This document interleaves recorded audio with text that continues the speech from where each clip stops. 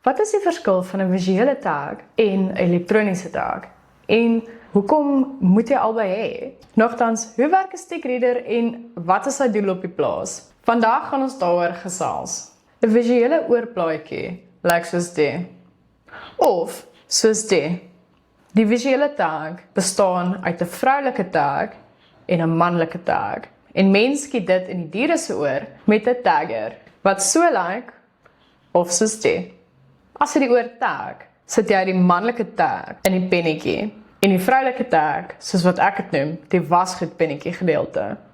Dan benader jy jou dier en jy druk die tang toe. Nou vir ons elektroniese tags. Hulle lyk so en so. Jy mag dalk wonder, wat is die verskil?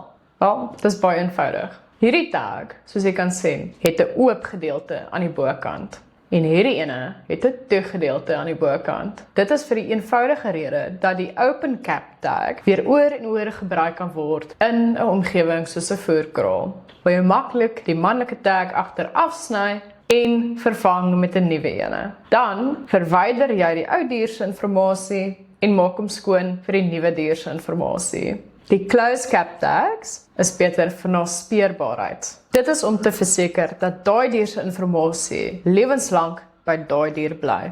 Z-tags is beskikbaar deur Karen Agri. Hulle is ons hoofverspreider en kan jou met enige vrae help oor ons produkte.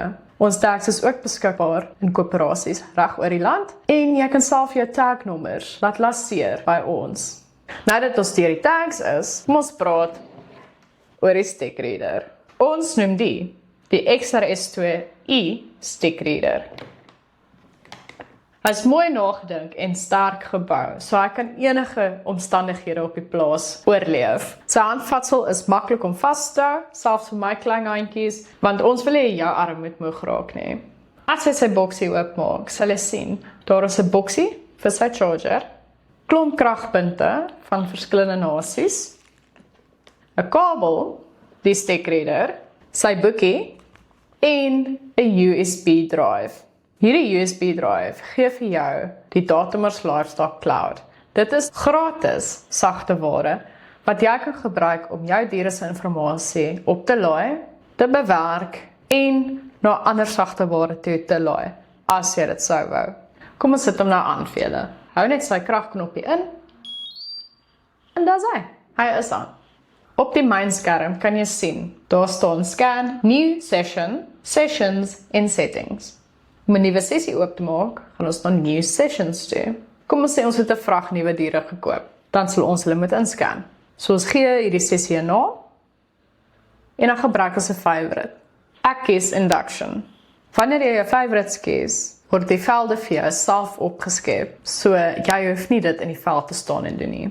Om die diere te scan, gaan jy die groot ronde knoppie druk aan die onderkant. Lekker maklik vir jou duim om by te kom. Wanneer jy scan,